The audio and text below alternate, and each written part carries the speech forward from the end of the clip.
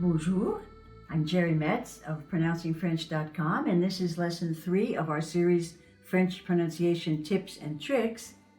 And today we're going to take a look at an unusual French vowel. We've been looking at French vowels, but this one is a little bit different. It's called the mute E. Now this is the sound of the vowel that you have in a lot of little one-syllable words like je, me, te, ce, ne, de. But it's kind of confusing because most of the time it's not even pronounced at all. But before we dive into that subject, I'd like to share with you a new feature that I'm offering to students who have taken my course.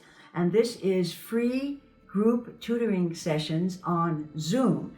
And Zoom is this wonderful online conference room, a meeting room where we all can get together, see each other, and where the students can ask me questions or I can comment on their pronunciation. I think it's going to be a whole lot of fun and I'm really looking forward to it. So this is just another plus for all of those who take my course.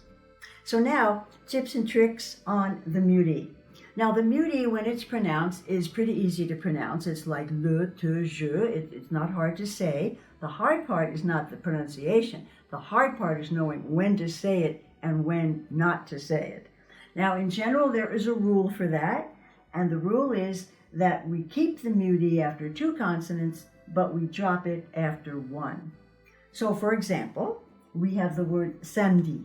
We have a mute E there, but we're not going to say it because there's only 1 consonant in front, so we're going to say samedi. But when we get to vendredi, we're definitely going to say it because in front of it we have 2 consonants, vendredi. Now another way to say this rule is that we pronounce the mute E to avoid 3 consonants coming together. Here's another example. Pas de quoi, pas de quoi. So we're going to drop that mute E because there's only 1 consonant in front.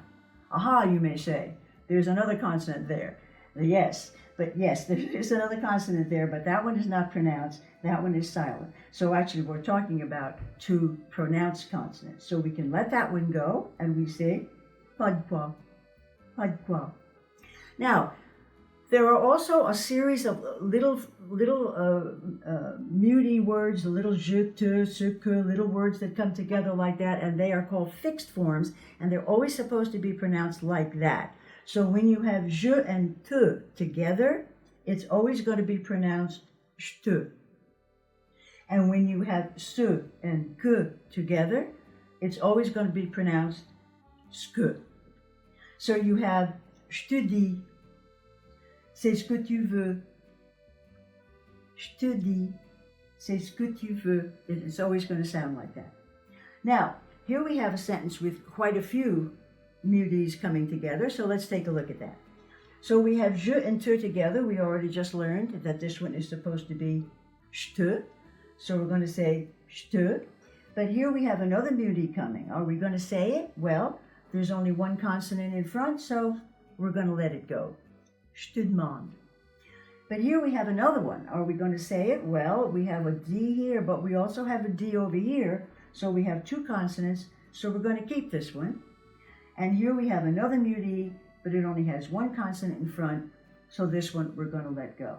So now you have je te demande de le faire. Je te demande de le faire. Now look, if you said all of those syllables, you would have je te demande de le faire. You would have 7 syllables. But with dropping the mute E's, you have je te demande de le faire. You have only 4. Pretty confusing. How would you ever learn that on your own? When you first studied French, did you learn when to drop mute E's and when to keep them?